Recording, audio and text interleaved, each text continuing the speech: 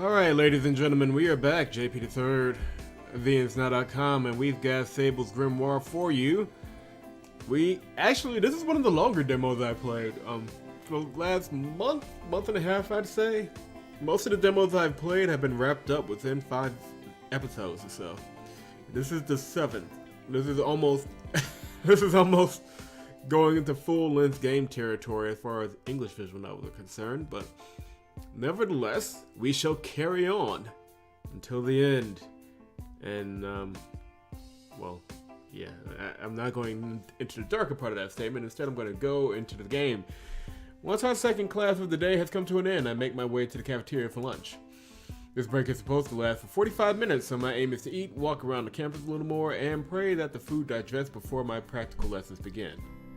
To that effect, I make my way to the counter, look up at the menu, and begin to read through a list of unfamiliar dishes.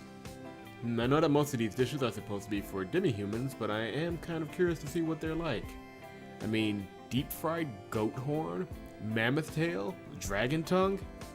Jackie would never forgive me if I ordered the last one, so wait a minute. If they let dragons be students, but they also let dragons be food... See, now here's the thing. That would be far more interesting than just the hours now of extraneous conversation and monologuing that the game has done. Explain how you have these predator-prey relationships in this game, and yet the ecosystem of the school and the culture of the school still work. Because I would think, like, for example, the Mandragora plant. If there were beings in the school that really tried to eat her, what would be the system in place to stop it?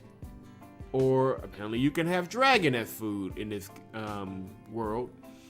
So, what's the system in place to stop anyone from killing dragon for eating or for spell making or something? Is it just that they're hoping that she's strong enough to fight them off and the strongest will prevail? Or is there a legal or cultural system or administrative system in place to stop that from happening? So, and is it that way in the larger world? I mean, the game did make the point that these creatures usually stay on their own. So why aren't there magical schools for each magical subdivision of each magical populous subdivision, rather than one where they all have to go to and mingle, possibly causing issues? See, that's the interesting stuff, not, oh my god, I'm walking around and looking at the cafeteria food. The interesting stuff in the world building stuff is explaining how the school even exists in the first place. But I'm getting ahead of myself. Whipping out, I decide to order some banana bread. I place my order, move to the side of the counter, and wait for my meal. But it's not to eat something exotic before a practical lesson. I wouldn't want to get an upset stomach and throw up in the middle of chanting a spell. Moments after placing my order, I'm presented with a few thick slices of banana bread. Since the loaf has already been baked, there's no need to wait, and I'm able to walk off in search of a free seat almost immediately. The second I find one, however... Sable, my good friend. No. Sable. Nuh-uh. My dear Sable, I'm not giving you any. Friend? Stop it! Without even taking a seat, I wolf down my lunch at an unhealthy speed before my hungry companions can take it from me. Cheapskate. Selfish. Oh, shut up. You're the ones trying to steal my lunch. If you're that hungry, go and order something. I did, but apparently Mammoth Tail takes at least half an hour to cook all the way through. You ordered the Mammoth Tail? What about you, ass? Did you order something more normal? Unholy water? Oh, just water. Ignoring the first word out of F's mouth, I sigh in relief. I guess she has a plan after all, at least partially. Your meal should be ready soon then, F. Heck, if it's just water, you won't even need to pay for it. F shakes her head. The Dark Priest won't arrive for another hour. So just make do with regular. I refuse. Really have to have the satanic water. Okay. I sigh and rub the back of my head. Why can't these two order something less troublesome? Shaking off my amazement, I decide to change the subject. So how's class been treating you? Having fun on your first day? Don't even joke about that, Sable. We've only had 2 classes today and I'm already about to collapse. That bad, huh? F nods. Boring. Too many words. Exactly. Our teacher just won't shut up at all. Every single sentence out of her mouth is magic, this and ain't that. Can't you give us a break? It's too much. Not. Just what kind of institution do you two think this is? Well, what kind of institution do you think it is, man? I mean, this seems to be the norm. Rather than lecture to two unwilling students, I breathe a sigh of exasperation. Or at least your teacher's trying to do their job. Mine just had us watch a lecture for our first class. She barely even showed up to our second class. Jealous. So jealous. Of course they are. Hey Sable, swap classes with me. Me too. Believe me, there's nothing I like more than to join a class with a teacher who actually does her job. Unfortunately, I'm pretty sure students don't have any say in the matter. Just say that the teacher sexually harassed you. It worked for one of the girls at my high school. Seriously? She told the principal, and before I knew it, we had a brand new teacher. Well, that just went dark. Come to think of it, I never did see our previous teacher again after that. Is that supposed to be a joke? I don't have the heart to tell Ray that her friend likely destroyed that poor teacher's career, if not their entire life. Funny. Yeah, I don't think I'll be doing that. If this continues, I'll just start borrowing books from the library and bringing them to class. The library? Nerd. I mean, they're right. Excuse me for taking my studies seriously. Honestly, you're the last people I want to hear talking about the importance of studying. I've seen how poorly you two ranked on the entrance exams. That was just a bad day for me. I was, sick. Me too. You're both terrible liars. Anyway, getting back to our original topic. If you're hungry enough to steal, why not order something cheap and filling? Like banana bread? Exactly. I don't know. I don't want to spoil my appetite before my mammoth tail is ready. You were perfectly willing to do so a moment ago when it was my food. That's different. How is that different? Okay. I feel my blood pressure climb as Ray's worldview of the world continues to rile me up.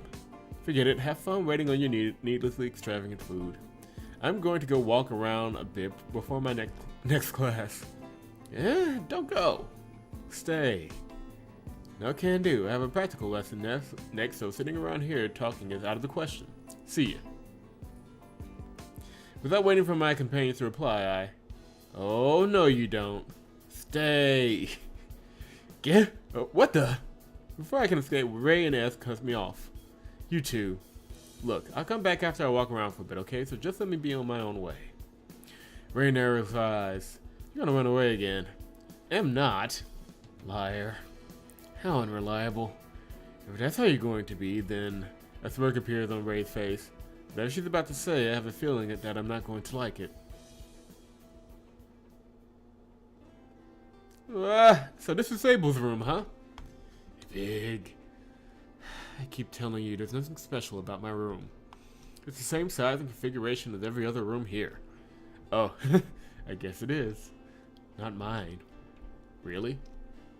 My room is small with a big window. There's also a heating lamp and the floor is stone. I try to picture S' bedroom. Going by her description, it sounds like she's in a mix between a greenhouse and an incubation chamber. Is S perhaps the first Mandragora to enroll here? That sounds nice. Very warm and bright. Not fair. Why does S get a special room and I don't? Do you even want to live in a room like that? Not really. I just don't like that she's getting preferential treatment, that's all. I stare at Ray with a mix of disbelief and exasperation. Is she really going to complain about being treated like a human instead of a plant? Yep, she is. Sighing, I shake my head. Anyway, now that you've seen my room, get out. If exercise is out of the question, then I'd at least like to revise some of the course content before the next lesson. Y'all ready? Why do we have to leave already? Oh, I get it. You're going to change into something easier to move around in for your next lesson, and you're too embarrassed to dress in front of us. Are you really that ashamed of your body? Ray snickers and glances down at my crotch. I strongly advise you to never say or do that again. Many a domestic struggle has started like that, and it never ends well. Oh, come on. Just get on with it already, right, S? I'm hungry. Exactly. Hurry up so we can go back to the cafeteria and eat. I sigh and hang my head. I'm not getting changed, and I'm sure as hell not undressing in front of you. Why not? Too embarrassed? Come on, it's not like you lose anything by being seen. Apart from my patience. Why do you want to see me undressed anyway? Are you some kind of pervert? I just want to see how cool you look in your sports gear, that's all. I don't believe you. Just use your imagination. You've both seen the Academy issue sportswear, haven't you? Ray needs a moment to think about the question, whereas F simply shakes her head. Really, F? I'm exempt for those types of classes. Ah, I see. I guess it would be kind of pointless for you to take part in anything physically demanding. But what about magic application lessons? Those can get pretty rigorous, I hear. It's fine. I don't sweat. Oh. That makes sense. Plants don't sweat. My eyes widen as I mull over S's response. If I think of S as a plant rather than a person, then it all makes a lot of sense. After all, plants don't need to exercise like we do, nor do they possess sweat glands. But if S is really more of a plant than human, then what's her diet? Water! She just said it! Is she a carnivorous plant like a Venus flytrap, or is she something completely different altogether? With yet another item added to my to-research list, I head towards the door. Alright, that's enough. Let's head back to the cafe. Wait, where's Ray? S and I both look around the room, searching for Ray. After a few moments, I spot her near the bed, rummaging through a suitcase. My roommate's suitcase, that is. Sable, I knew you were kind of odd, but... Ray pinches her fingers and raises her hand. Between her thumb and index finger are a pair of teeny tiny panties, small enough to fit on a doll. Ray, what the heck? Put those back! Sable plays with dolls? No, those aren't mine! Oh really? Then whose are they, My roommates! Without uttering a word, Ray looks at the fabric clenched between her fingers once more. She then looks to her side, finally seeming to realize that there are two beds in this room, not one. Your roommate? She's a pixie. Immediately comprehending my statement, Ray hurriedly puts the underwear back where she found it. She passes down the suitcase and tries to put everything back the way it was. I'm sorry. Yeah, tell that to my roommate when she starts yelling at me for going through her stuff. Ray lets out a faint whimper as she realizes the mistake she made. It's one thing to go through the belongings of a friend while they're right next to you, but to do so to an absent stranger is going too far. Agreed. Well, what's done is done. Let's just go back to the cafeteria so you two can wait for your orders. Okay. After spending a somber 30 minutes or so with F, whose unholy water failed to arrive, and we're going with failed on that one, and Ray, who feels guilty about her earlier actions, I head to the courtyard for my next class. Unlike during our first two classes, this time around Alicia is the first to arrive, having no doubt remained in the courtyard since the moment our previous classes ended. Situated off to the side, she waits on her own as our classmates begin to show up, eager to separate herself from the pack. The moment I begin to walk towards her, Sable! Oh dear God, it's you. I'm assaulted from behind by an ear-splitting shout. Oh man, you won't believe the morning I had. My teacher is some psychotic old man, and there's this aggro little fairy in my class, and this one muscle-bound dude, and calm down, Draken. Get a hold of yourself. I forcibly push Draken away as she tries to cling to me. Despite having met one another for the first time earlier today, and only for a brief period of time at that, it's clear that she's already considered us good friends. A dragon? Sable, you're friends with a dragon? Have dragon, actually. Paying no mind to the fear and surprise in Alicia's voice, Draken's expression immediately brightens, and she smiles at the wary elf happily. Hi, I'm Draken. Are you a friend of Sable's? Oh, I don't know if I would go that far.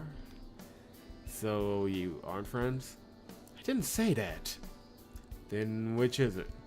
Either you're friends or you aren't. It's that simple. Still smiling cheerfully, Draken's friendly and straightforward personality quickly overwhelms Alicia. Alicia, seemingly wary of both Draken and the question itself, falters. I suppose some might consider us to be friends. However, Alicia glances at me as though waiting for me to finish her sentence, perhaps afraid to assume too much of our relationship. Alicia's the polar opposite of Draken when it comes to making friends, huh? Yeah, it's almost like they're two completely different character cliches. We've never seen that before in a visual novel set in a school setting. Is she truly that unsociable, or is Alicia just mindful of having a few classes together isn't enough to form a friendship? paying the matter far less thought than the sulking elf to my right, and much more thought than the energetic dragon to my left, and answer on Leisha's behalf. What are you saying, Leisha? Of course we're friends. We are? I mean, of course we are. Thick as thieves, you and I. Comrades in the pursuit of knowledge greater than that possessed by any before us. Yeah, that's what I meant. Whatever you two are to one another, right now we're all in the same situation. So let's do our best and help each other out, okay? Help each other out? Come on, Sable, the lesson. At Draken's words, I come to an obvious realization far too late. Draken isn't just here to ditch class and hang out with us. Her classmates are also here, and so is her teacher. This is a joint lesson. Assist one another if you must, but I, for one, shall require no such consideration. I happen to be an expert in magic of all varieties, particularly those used in combat. Aha, so the elf knows how to fight. We should spar sometime. My mom always told me that elves put up a good fight when you're incinerating their homeland. I mean, how many conversations have we had of this dude? Oh, I turn to the right. I turn to the left. I turn to the right. I turn to the left again. And this stuff is far more interesting. Nothing to rant. I'm saving that rant for the end. But it's always there's always a disconnect between what the audience thinks is important and what the developer thinks is important. But sometimes you can draw a pretty clear line. Sometimes. And we'll get into that at the end of this video series. Leisha immediately regrets her words. Though Draken fails to understand her reaction, it's crystal clear that Leisha has remembered the true nature of the inhuman creature before her. Dragons and elves are natural enemies.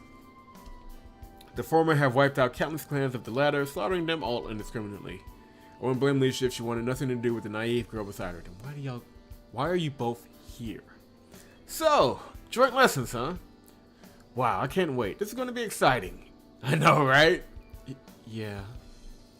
If nothing else, at least we'll have a real teacher for once. I wouldn't get your hopes up. Leisha follows my gaze as I set my eyes on the man who I presume to be Draken's teacher. Slowly approaching the class is an aging man, easily 70 or so years of age. He has a walking stick in his right hand and a wooden sword over his left shoulder. Though he appears to have some fight left in him, the old man is clearly no longer in his prime. It would be a different matter if he were a dragon, but man, you humans age poorly, huh? Indeed, were he an elf, he'd still be as agile as he were in his teen years, if not more so. Rub it in my face, why don't you? Unfortunately for me, humans age rather quickly compared to most demi-human races. Elves, for example, are known to live for hundreds of years, and dragons count centuries like humans count days. While some races, such as pixies and harpies, tend to live shorter lives than humans, the majority of prominent demi-human races outlast us by many lifetimes. Ah, there you all are. Welcome, my beloved students, to Glyph Invoking class, or as the more formal name goes, Runic Typography Studies. I trust that you are all getting along with our friends in Class 1D. Yes, I'm glad to hear it. Now that almost everyone is here, it's time for you all to start pairing up with other students. Pick a student from the other class, then stand next to your partner and face the front. Once everyone has partnered up, further instructions will be given. I stared at Eris skeptically as her bright smile and cheerful tone of voice fills me with doubt. Last lesson she barely even showed up to class. Now she's as bright and chipper as can be. Is she just acting this way because another teacher is present? Or is Miss Monte actually a good teacher at heart? No. The moment I remember my conversation with Gerardo at the library, I conclude that it must be the former. Whatever the case, if she's willing to teach, I'm willing to learn. And you're willing to be a dumbass. The only question now is, who should I pair up with? Draken would be the obvious choice, but she is by no means my only option.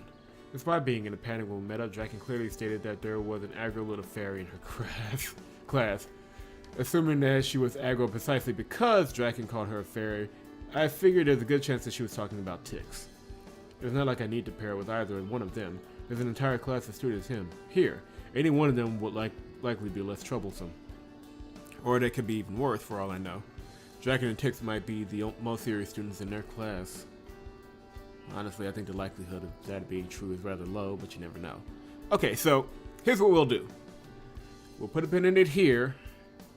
I am going to do the thing where I kind of play ahead, and depending on the more entertaining route, I will Now, I'll either do one of two things. I'll either do what I think is the most entertaining route, or we will split this thing into two timelines. And we'll have a video A and a video B, where one is with Draken and one is with Tix. So I'll make that decision once I see how the next events go. But in the meantime, leave a like if you're enjoying the series so far. Subscribe to the channel if you have not done so. And vsnow.com. That is vsnow.com for more insane adventures in science fantasy world. Number 1168. Rough estimate, but I think I'm pretty close on that count.